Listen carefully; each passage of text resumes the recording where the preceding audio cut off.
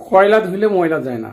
আজকে জগন্নাথ বিশ্ববিদ্যালয়ে নির্বাচন উপলক্ষে ছাত্র শিবিরের প্যানেলের যিনি ভিপি পদে নির্বাচন করছেন তার স্ত্রী পরিচয়পত্র দেখানোর পরেও ছাত্রদল তাকে ধরে পুলিশে দিয়েছে।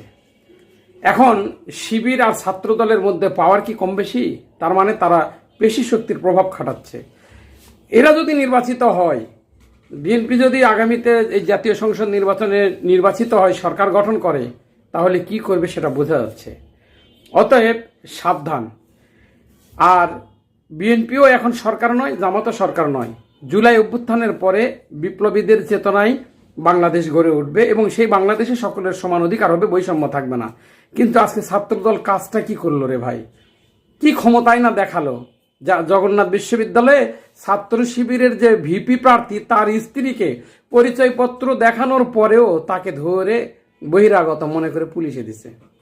আর পুলিশও কি নির্লজ্জভাবে এখন মানে ফ্যাসিস্টের পুলিশ নতুন করে ফ্যাসিস্ট কায়েম করছে, তাই তাদের কথাই তাকে ধরেও নিয়ে যাচ্ছে। দেখুন।